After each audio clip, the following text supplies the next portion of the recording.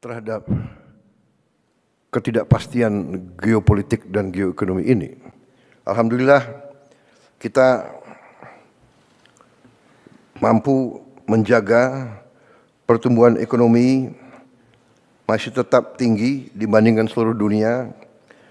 Kita berada di 5% di antara negara G20, kita salah satu yang tertinggi dalam kondisi sekarang. Ya. Kita mampu menjaga inflasi di sekitar 2%. Salah satu terendah di G20. Ini juga berkat hasil kerja keras kita semua.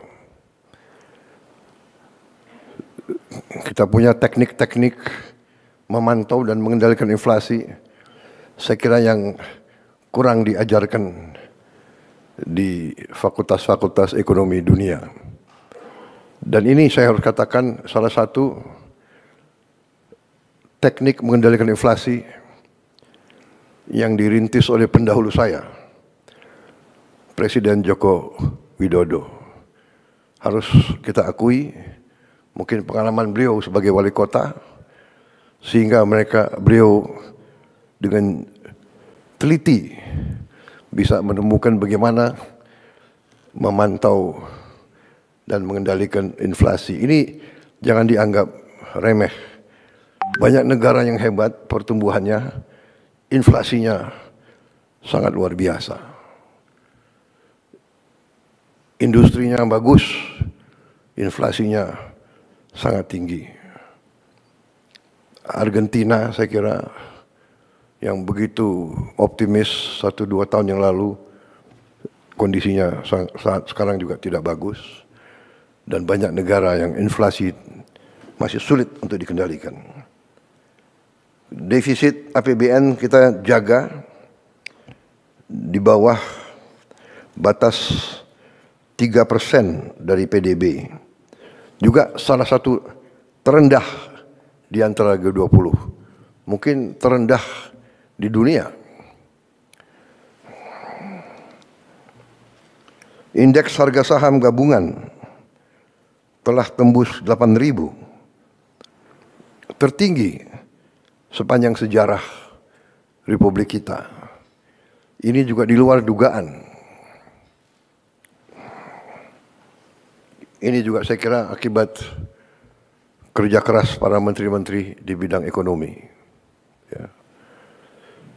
Selalu kita ditakut-takuti bahwa indeks harga saham gabungan itu mencerminkan kepercayaan investor, kepercayaan pasar kepada kita. Ternyata kita telah mencapai tingkat yang tertinggi. Walaupun saya selalu ingatkan, kita jangan terlalu takut dengan harga-harga saham. Yang penting fundamental ekonomi kita harus kuat. Dan fundamental ekonomi setiap bangsa yang paling azasi adalah pangan dan energi dan air. Asal kita sadar ini, kita fokus ini, kita yakinkan kebijakan-kebijakan kita menjamin kita mampu memproduksi dan distribusi pangan dengan baik, dengan efisien. Energi juga demikian. Mampu mengelola air, kita kuat.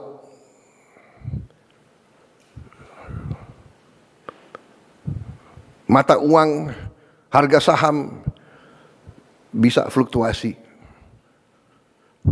Tapi yang paling pokok adalah kita harus jamin produksi pangan, distribusi pangan,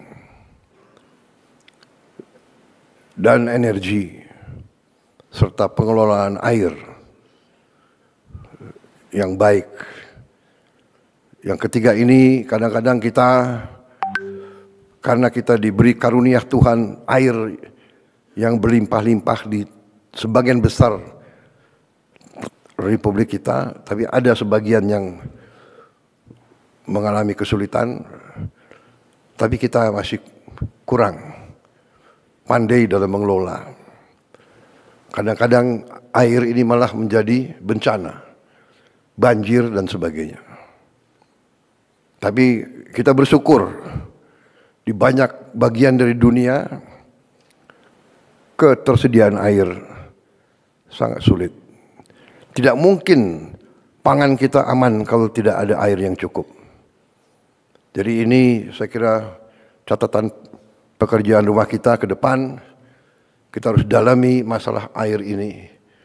Ya, saya juga minta Menteri Dikti dan Sains coba dipelajari prodi-prodi di universitas-universitas kita, apakah cukup ya, mempelajari masalah air ini. Bagaimana mencari air, bagaimana mengelola distribusi air, bagaimana mencegah banjir. Air harus jadi sumber produktivitas, jangan menjadi sumber bencana.